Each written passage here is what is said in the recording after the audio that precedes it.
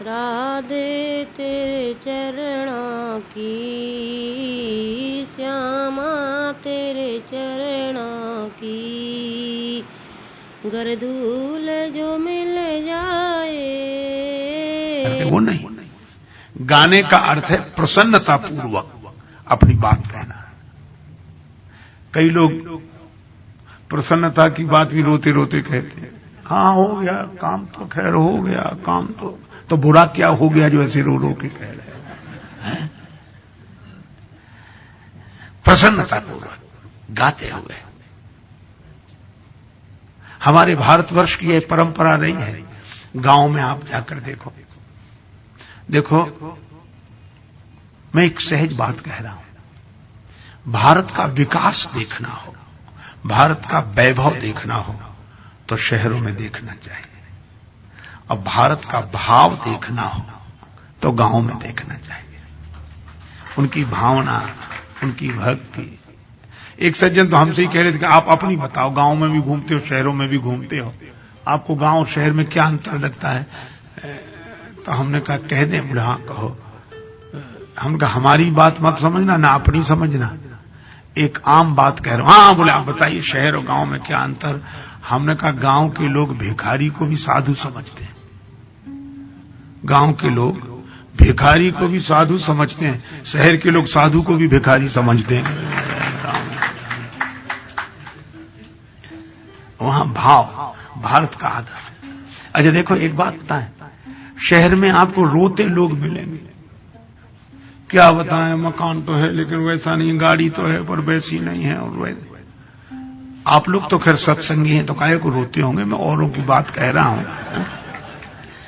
सब कुछ मिलने के बाद भी आप देखो शहर का आदमी रोता हुआ मिलेगा। अब क्या होता है, इतने में क्या होता, और वैसे हो। और मैंने देखा है अपने गांव में, आप लोगों ने भी गांव में देखा होगा, सुना हुआ ने गांव में, ऐसे ऐसे मजदूर खेत में फसल काटने जाते और उनके पास 4 दिन की छोड़ो दूसरे दिन के लिए खाने को नहीं होता था, शाम के लिए नहीं होता था, और वो सवेरे सवेरे छोटे छोटे बच्चों को लेकर, गर्मी के दिन, चैत्र का महीना, और बच्चों गीत बन गए, फसल काटने के गीत, पानी भरने के गीत। जितने मजदूर हैं सब गीत से जुड़े हुए थे, गाकर। यह भारतवर्ष का आदर्श है कि उस परिस्थिति का प्रभाव नहीं होने देते मन पर, और गीत गाते हुए जिंदगी को गुजार देते हैं। जैसे तैसे गुजर जाएगी गुजरी का गुजराना क्या रे, मन उधर चला जाता था। हम लोग छोटे छोटे विद्यार्थी के रूप में थे तो हमारे अध्यापक कहते थे रात में पढ़ने आओ, वहीं रहो स्कूल में। तो हम लोग रात को जाते, तो हमारे गांव में स्कूल थोड़ा सा बाहर, अब तो गांव बढ़ गया है तो स्कूल गांव में, तो उस समय थोड़ा सा दूर, तो ज्यादा नहीं थोड़ा बहुत, तो उसमें एकांत हो जाता रात का समय, तो डर लगता था। तो हम बच्चों ने एक उपाय सोचा कि डर लगता तो क्या करें। बोले जैसे ही गांव से बाहर निकलो डर लगने लगे तो गाना शुरू कर दो, और गाते हुए गाने में मन लग जाता, तब तक वो जगह निकल जाती।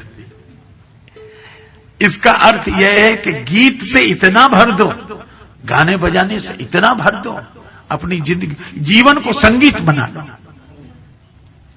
यही संगीतमयी राम कथा है। जीवन संगीत से, परिस्थितियां ठीक है, अपनी जगह ठीक है।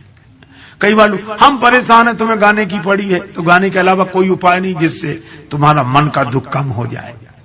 और इसीलिए यहां भी भगवान का जन्म हुआ, और जन्म लेते ही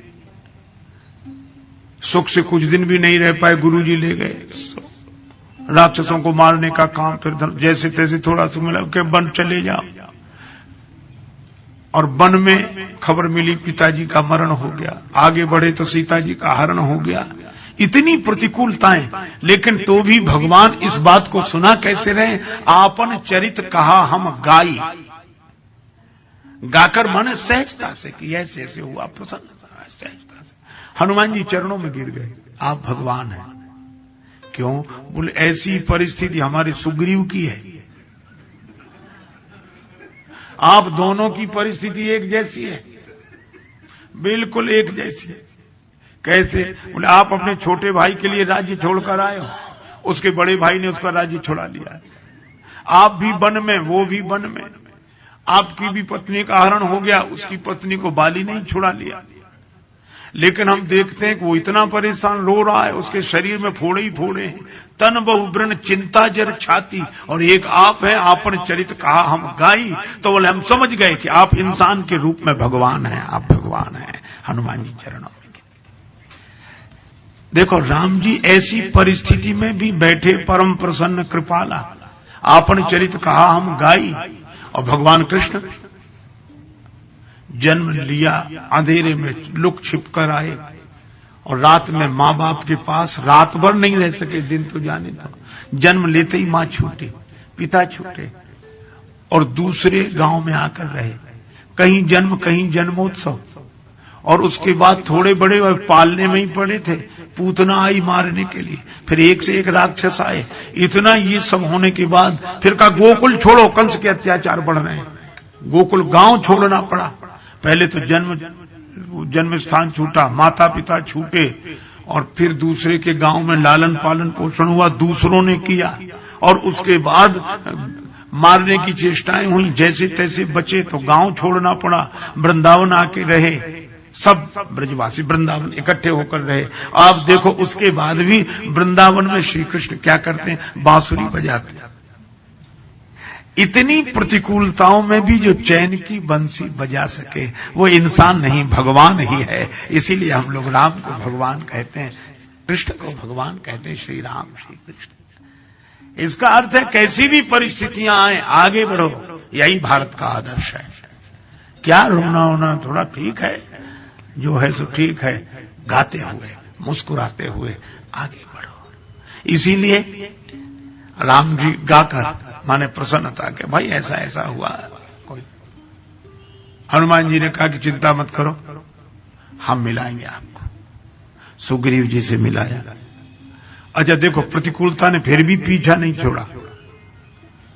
आजकल लोग कहते हैं हम बड़े टेंशन में रहते हैं, बड़े हमने क्यों? बोले हमारा कोई काम बिना बाधा के पूरा ही नहीं होता, बहुत मुश्किल से पूरा होता, हम बड़े परेशान रहते हैं। हमने कहा किसका काम हो गया? राम जी का हुआ, बिना बाधा के पूरा हुआ हो तो बताओ। सुग्रीव से मित्रता की। अब देखो बाधा की बात करें, सुग्रीव से भगवान ने कहा सखा सोच त्यागो बल मोरे, मेरे बल पर निश्चित हो जाओ। बाली के कारण तुम दुखी हो, मैं बाली को मिटाऊंगा, तुम सुखी हो जाओ। इतना भरोसा दिलाया, अपना मानकर ही तो दिलाया। अच्छा मिलाने वाले हनुमान जी हैं, तो उन पर भरोसा किया और उन्होंने मिलाया, और जिससे मिलाया, जिसके लिए प्रतिज्ञा की, वो कह रहा ठीक है जब आप करोगे तब मानेंगे, अभी तो हमें समझ में नहीं आता। लक्ष्मण जी ने कहा ये तो भरोसा ही नहीं कर रहा है, और आप भरोसा दिला रहे। भगवान ने कहा ज्यादा दुखी है, शायद मान जाएगा। कैसे? बोले परीक्षा दे देंगे तो मान जाएगा। भगवान ने परीक्षा दे दी। अच्छा उसके बाद भरोसा हो गया, बाली बधाओ इन भई प्रतीति। अब मित्र ही ऐसा व्यवहार कर रहे, जरा ये तमाशा देखो। विश्वास होगा कि मार डालेंगे बाली को, तो कम से कम भगवान को धन्यवाद बोलना चाहिए कि नहीं? प्रसन्न हो जाना चाहिए कि अरे प्रभु अब हम प्रसन्न हो गए, अब हमें भरोसा, अब आप मार डालेंगे, अब हम निश्चिंत हैं। अरे आपकी बड़ी कृपा, आपकी बड़ी कृपा, आपकी। राम जी सोच रहे थे यही कहेगा ये, लेकिन कुछ ऐसे विचित्र लोग होते हैं जिनके मन की भगवान तक नहीं जान पाते, औरों की कौन कहे। राम जी ने इतना किया, उसके बाद बोला क्या? सो सुनो सुग्रीव जी क्या बोले। भगवान ने कहा कि अब तो प्रसन्न हो जाओ मेरे मित्र, अब तो निश्चिंत हो। अब तो सुग्रीव जी बोले किससे? कहा अपने शत्रु से। अरे काई शत्रु मित्र दुख सुख संसार में भासते हैं, यथार्थ में है नहीं, सब सपना है। बात बड़ी ऊंची कर रहे हैं और बात सच्ची कर रहे हैं। कई बार लोग कहते हैं वो गलत क्या कह रहे हैं, वो गलत क्या कह रहे हैं। हमने कहा वो तो गलत नहीं कह रहे हैं, पर आदमी तो गलत है। वो सच्ची बात भी गलत आदमी कहे तो सुग्रीव जी बात तो सच्ची कह रहे हैं कि सुख दुख शत्रु मित्र ये सब प्रातिभाषिक सत्ता है, इनकी पारमार्थिक सत्ता नहीं है, भासते हैं नहीं। बात सही कह रहे हैं, लेकिन इनसे पूछो कि थोड़ी देर पहले जब तुम रो रहे थे तब संसार सपना नहीं था। परिस्थिति अनुकूल होते ही संसार सपना, और परिस्थिति प्रतिकूल होते ही संसार सत्य। दूसरे का अपमान हो तो संसार सपना, और अपना अपमान हो तो संसार सत्य। भगवान को हंसी आ गई। कब बाली तुम्हारा शत्रु है? नहीं, बाली तो हमारा परम हितैषी है। पूरा इलाज ही उल्टा हुआ। अंदाज कुछ था, कुछ हुआ। कई बार अंदाज उल्टे पड़ी जाती, भगवान तक का अंदाज उल्टा हो गया। उनको अंदाज था ये प्रसन्न हो जाएगा, उन्हें क्या पता कि प्रसन्न, ये परेशान खुद होगा और हमें भी करेगा। एक आदमी को कम सुनाई पड़ता था। पुराने जमाने की गांव की घटना, मशीन थी नहीं, इसलिए एक लड़के को ले जाते कि वो सामने वाला कुछ बोले तो तुम जोर जोर से बताना कि ये क्या कह रहा है। तो जाने लगे अपने मित्र बीमार थे देखने। लोगों ने कहा वो बच्चा तो है नहीं। बोले क्या जरूरत, वहां कौन सी बड़ी भारी बातें करनी, देखने ही तो जाना है। दो चार बातें वो कहेंगे, हम जवाब दे देंगे। बोले कैसे दोगे? बोले अंदाज से। अब अंदाज उन्होंने बनाया कि हम पूछेंगे तबीयत कैसी है, तो प्राय लोग कहते हैं अब ठीक है। पर वहां उल्टा हो गया मामला। वो गए और भैया तबीयत अब कैसी है? वो खुद जोर से, क्योंकि जो ऊंचा सुनता वो धीरे बोल ही नहीं सकता, उसको लगता है कि सब ऐसे ही सुनते होंगे। तो अब तबीयत कैसी है? सो बोला क्या बताएं, मर रहे हैं। अब इनको सुनाई तो नहीं पड़ा, इन्होंने समझा, कह रहे हैं कि पहले से ठीक है। सो बोले भगवान की बड़ी कृपा है, सब कुछ जल्दी हो जाएगा। मित्र को बड़ा बुरा लगा कि हम मर रहे हैं, ये कह रहे हैं भगवान की कृपा है, तो खींच गया बुरी तरह। तब तक उन्होंने पूछा कौन से डॉक्टर का इलाज चल रहा है? तो धीरे से बोला यमराज का। तो इसको सुनाई तो पड़ा नहीं, से सोचा डॉक्टर का। अरे क्या कहना, वो डॉक्टर तो बहुत अच्छे हैं, उन्होंने कई मरीज ठीक कर दिए, रोज उनका अस्पताल खूब चलता है, तुम्हें भी बहुत जल्दी ठीक कर देंगे। अब उस मित्र को और बुरा लगा, तो कहा खाने को क्या बताया, तो और ज्यादा नाराज हो गया। बोला पत्थर। बोला अच्छा वो तो बहुत हल्का भोजन होता, आराम से पच जाता है, ठीक है। अब अंदाज उल्टे पड़ जाते हैं। एक आदमी के दांत में दर्द था तो डॉक्टर के पास गया, डॉक्टर साहब हमारे दांत में बहुत दर्द है, निकाल दीजिए। डॉक्टर बोला शून्य करने की व्यवस्था नहीं है, दांत दर्द होगा लेकिन सह ले, हिम्मत नहीं। अब डॉक्टर बहुत सोचे कि इसको हिम्मत भी नहीं है, दांत निकलवाना भी है। नशा करते हो? हाँ कभी कुछ पी लेते हैं। डॉक्टर बोला गलत चीज का सही उपयोग से पिलाओ, नशे में निकलवा लेगा। पिलाया, दांत निकलवाने की हिम्मत आई, बोले थोड़ी थोड़ी आई। डॉक्टर बोला और पिलाओ, और पिलाया। अब नशे में डॉक्टर ने कहा अब तो दांत निकलवाने की हिम्मत आई, तो बड़ी बड़ी आंख कर खड़ा हो गया। बोला अब देखें किसकी हिम्मत है जो हमारे दांत में हाथ लगाता है। अब बोलो,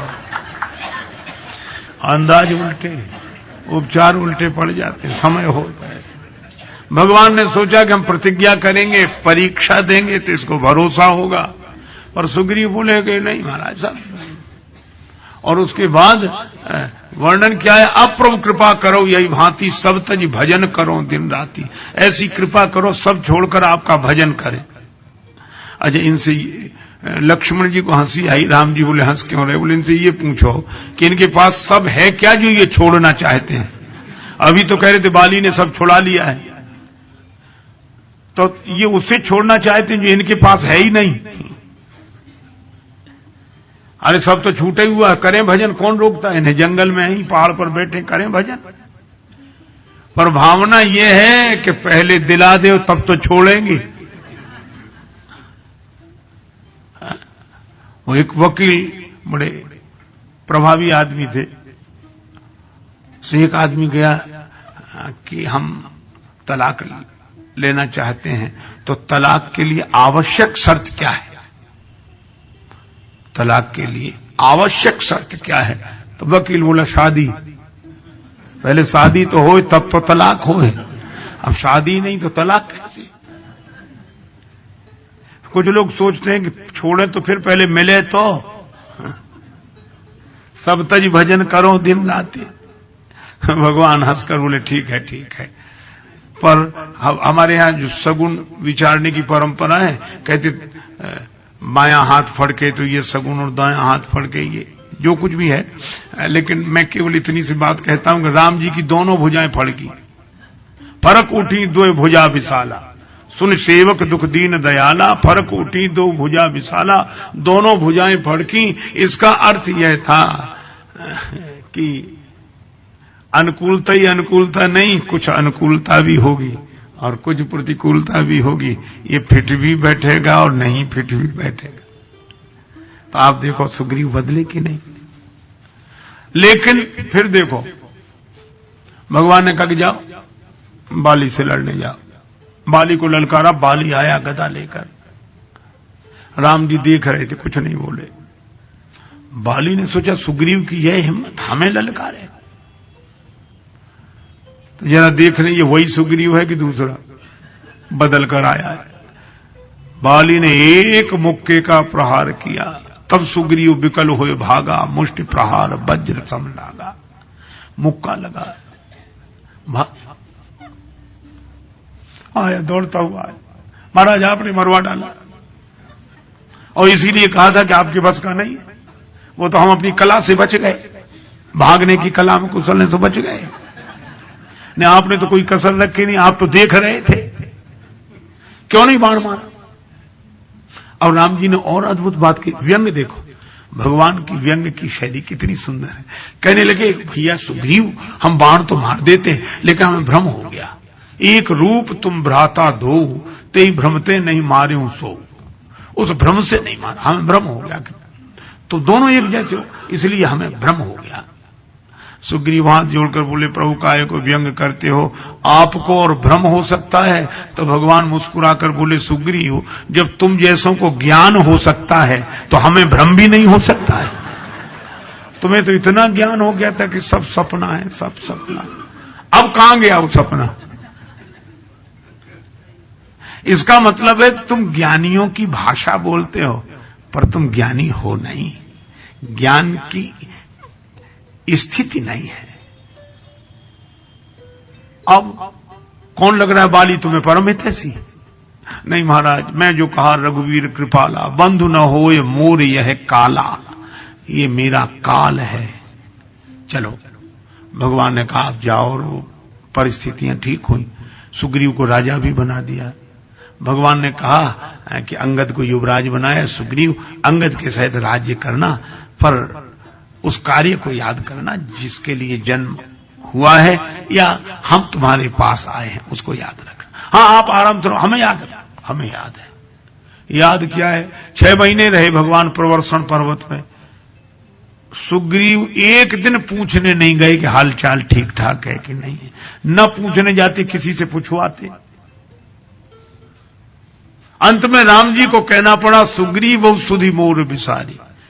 बाधाएं देखो, आप एक बाधा की बात करते, कितनी बाधाएं जिनके लिए कलंक सहा भगवान ने बाली को मारकर, और उसी ने भगवान को भुला दिया।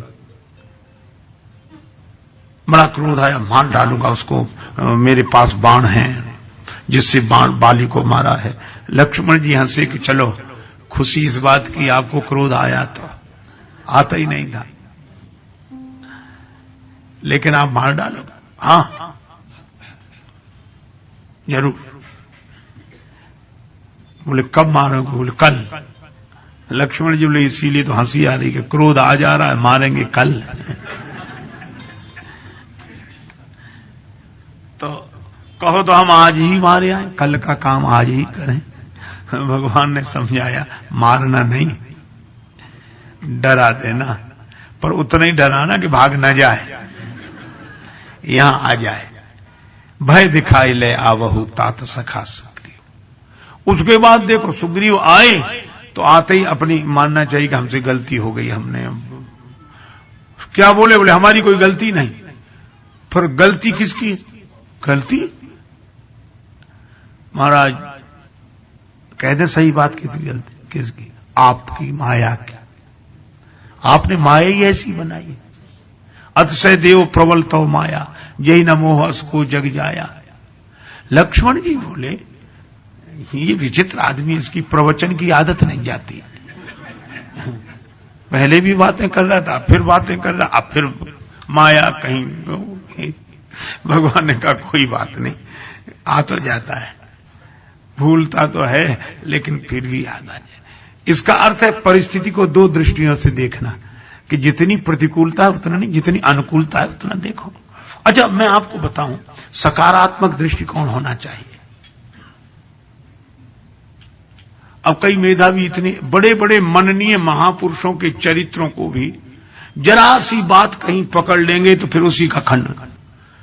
तुम जिन्हें इतना मानते हो उनमें क्या है, तुम जिन्हें इतना मानते हो क्या, दो कौड़ी और ये, अरे ये, और लोग कहते सही कह रहे हैं, कुछ सही नहीं कह रहे हैं। एक सज्जन हमें मिले, कहने लगे आप युधिष्ठिर को धर्मराज कहते हो, और उन्होंने ऐसे कहा जैसे बड़ी खोज करके आए हो, बहुत शोध करके। तो हमने कहा कहते क्या युधिष्ठिर धर्मराज हैं? बोले धर्मराज है, धर्मात्मा तक नहीं। और धर्मात्मा तो जाने तो हमें तो एक अच्छा आदमी भी नहीं कहेंगे। हमने कहा क्यों? बोले किस काम का आदमी? जो जुआ खेल जाए, और जुआ ही नहीं खेले, वो पत्नी को दांव पर लगा दिया जुए में, और उनको आप धर्मराज कहते हो? इसमें क्या क्या विशेषता है बताओ? ये कोई अच्छी बात है? और उन्होंने ऐसे घेरा था हमें जैसे इस प्रश्न का कोई उत्तर ही ना हो। और उनके साथ जितने थे, अरे साहब ये बिना पढ़े लिखे लोग, इन्हीं को ऐसी बुद्धू मिल जाते हैं, उनको प्रचार प्रसार करते। काहे इन लोगों की बातों में कुछ नहीं, काहे का युधिष्ठिर, काहे का धर्मराज, कुछ नहीं। और आज के जमाने में कौन मानेगा? हमसे बोला बताओ बताओ। हमने कहा हम तुमसे एक बात कहें? बोले बोलो। हमने स्कूल में पढ़ते? बोले हाँ पढ़े लिखे हैं, तब तो बात कर रहे हैं। हमने कहा मान लो किसी विषय का कोई विद्यार्थी इम्तिहान दे और वह 100 नंबर का पर्चा हो, और उसमें 100 में उसके 100 नंबर ना आए, 75 आए, मान लो 25 ना आए, तो वो फेल माना जाएगा कि पास? तो पास माना जाएगा, और अच्छे अंकों से पास माना जाएगा। हमने कहा क्यों माना जाएगा? 25 तो नहीं। बोले उससे क्या फर्क पड़ता, 75 तो है, और इसीलिए वो पास पास पास। हमने कहा भाई यही हम कह रहे हैं, युधिष्ठिर धर्मराज धर्मराज धर्मराज। बोले जुआ खेल गए और द्रौपदी को दांव पे लगा दिया, सो हमने कहा उतने नंबर काट लो, बाकी से धर्मराज हैं। आपको जो गड़बड़ी लग रही है उतने नंबर काट लो, 100 में 100 नंबर मत दो। पर लोग बोलते ही ऐसे हैं जैसे उन्होंने जिंदगी भर यही किया हो और कुछ किया ही ना हो। ये हमारे देखने का दृष्टिकोण बदल, हम तिल पर ताल खड़ा करते। अरे ठीक है, वह भी एक पक्ष है। वो इतिहास तो यह बताता है कि सुमति कुमति सबके उड़ रहा है, यह तो हमारा सदग्रंथ स्वीकार करते हैं, उसमें क्या कठिनाई है? इसीलिए भगवान की सोचने का ढंग क्या है कि हाँ गलत है सुग्रीव, बोले क्या इस गलत के लिए इनको छोड़ा नहीं जा सकता, इनका भी उपयोग है, ठीक है कोई बात नहीं। यह राम जी की सोच है, और सबको, और संगठन इसी तरह किया जा सकता है। नहीं तो आप अगर दोष देखते जाएंगे तो कौन है जो निर्दोष मिले? हाँ यह देखें कि उस दोष के पक्ष के अलावा गुण कौन कौन से हैं, उन गुणों का सदुपयोग करें। इसी तरह हम इतिहास में महापुरुषों के चरित्र पढ़ें, अवतारों के चरित्र पढ़ें, और जो ग्रहणीय हैं उन्हें ग्रहण करें, और जो ग्रहणीय नहीं है वे न चर्चा का विषय है न चिंतन का विषय है, अपना ठीक है। मैं ये कहता हूं भगवान को चढ़ाने के लिए छोड़ो, अपना श्रृंगार करने के लिए भी कोई माला बनाना चाहे, फूल लेकर आए, तो कौन ऐसा है जो फूलों के साथ कांटे भी तोड़ कर लाता है?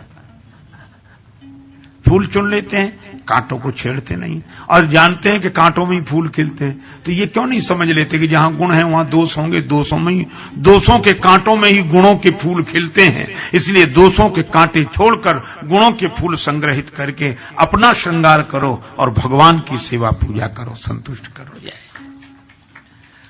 राम जी ने कहा अनुकूलता प्रतिकूलता तो आएगी, अनुकूल प्रतिकूल दोनों ही कूलों के मध्य, अनुकूल प्रतिकूल दोनों ही कूलों के मध्य, सरिता समान सदा बहना चाहिए, सरिता समान सदा बहना चाहिए।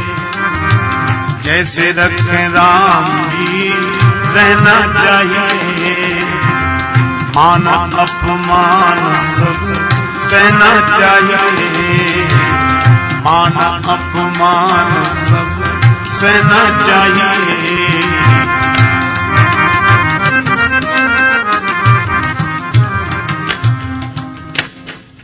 देखो भाई, भगवान फिर आगे बढ़े,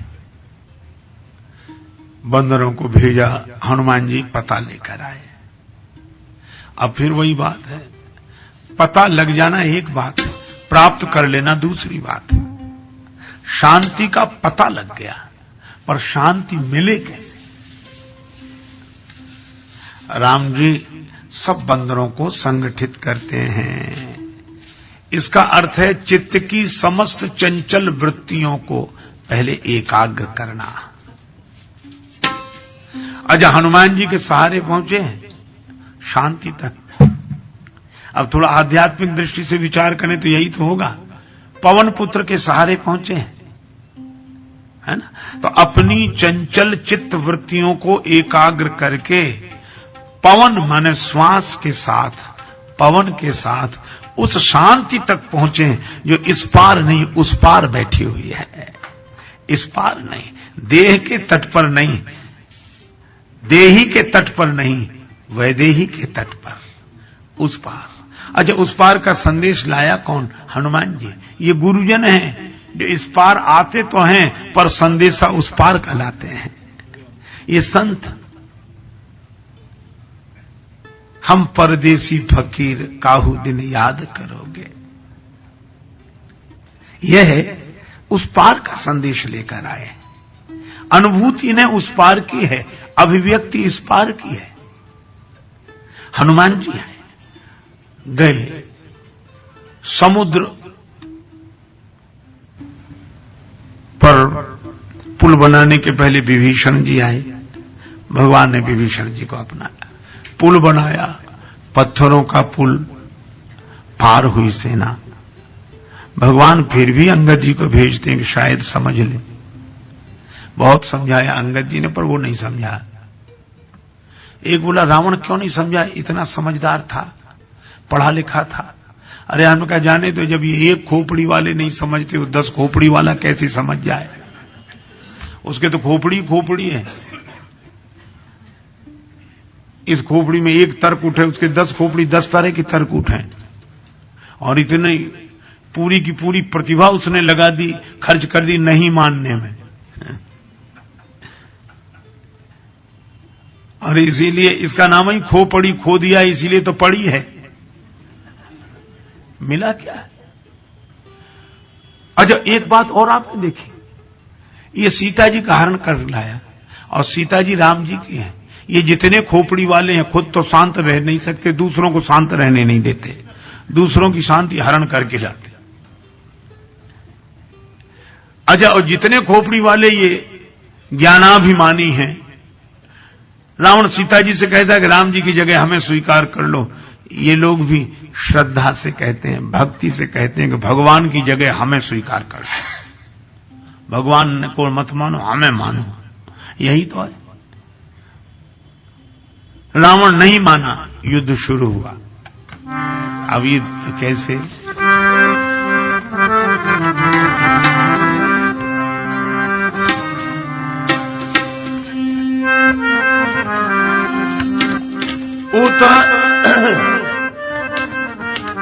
उतरावन इत राम दुआर, उतरावन इत राम दुआर, उतरावन इत राम दुआर।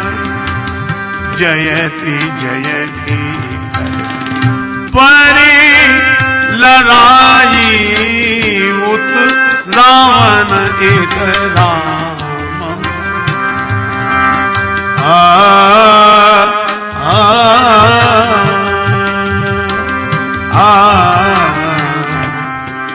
रावण एक राम दुआर, उत रावण एक राम, इत राम इत राम दुहाई पूत रावण एक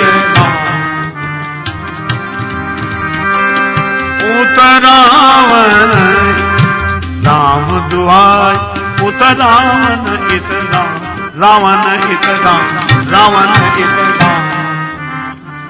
उधर रावण इधर राम जी जयति जयति कर परी लड़ाई आरंभ हुआ। यही सद्गुण दुर्गुणों का युद्ध। लेकिन एक बात है, बंदरों की विजय क्यों हुई? बंदर सद्गुण, राक्षस दुर्गुण। अच्छा, बंदर अकेले नहीं जीत सकते थे, भगवान साथ में। इसका अर्थ यह है कि जो सद्गुण भगवान को साथ लेकर व्यवहारिक जीवन में उतरते हैं, वे ही सद्गुण दुर्गुणों पर विजय प्राप्त कर लेते हैं। दुर्गुणों के साथ अभिमान है, सद्गुणों के साथ भगवान है, इसलिए सद्गुणों की विजय हुई, दुर्गुणों की पराजय हुई। यही श्री राम और रावण युद्ध का आशय है। लेकिन लक्ष्मण जी मूर्छित हुए। कितना अद्भुत संकेत है। दुर्गुणों ने, राक्षसों ने, मेघनाद आया, मेघनाद ने बाण का प्रहार किया, लक्ष्मण जी मूर्छित हो गए। कितना बढ़िया संकेत है। जिन सद्गुणों के साथ भगवान हैं, वे दुर्गुणों के प्रहार से मूर्छित भले ही हो जाएं, पर मिट नहीं सकते। और जब जब मन मूर्छित हो जाए तो उपाय क्या? संजीवनी बूटी। बूटी बताई किसने? वैद्य ने। वैद्य कौन? सदगुरु वैद्य। और संजीवनी बूटी क्या? रघुपति भगति सजीवन मूरी। भगवान की भक्ति ही संजीवनी बूटी। कहां मिलेगी? पर्वत में। पर्वत क्या? पावन पर्वत, वेद पुराना। लेने कौन जाए? वैद्य ने कहा जो हमें लेने गया था उसी को भेजो। हनुमान जी गए। अब फिर काल नेमी रास्ते में आ गए। नेमी कहते हैं चक्र को, काल कहते समय, समय चक्र। इसलिए कई बार लोग कहते हैं हम क्या बताएं, पहुंच तो जाते हैं, लेकिन सब समय का चक्कर है। ये समय का चक्कर ही काल नेमी है। पर हनुमान जी को क्यों भेजा? बोले हनुमान जी वो हैं जिन्होंने सूर्य भगवान को मुख में रख लिया था, और सूर्य से ही तो काल का निर्णय होता है कि कौन सा दिन, सुबह दोपहर के शाम, सूर्य से ही तो होगा। तो जिसने सूर्य को ही मुख में रख लिया उसका काल नेमी क्या बिगाड़ेगा? हनुमान जी काल चक्र पर। इसका अर्थ यह है कि ऐसी संयम की सामर्थ्य भगवत कृपा से हो कि समय हमें प्रभावित न कर सके, हम समय को प्रभावित करें। देखो, हम लोगों को युग प्रभावित करता है। हम लोगों को लोग सच कहती हूँ राधे, सच कहती हूँ श्यामा, तकदीर बदल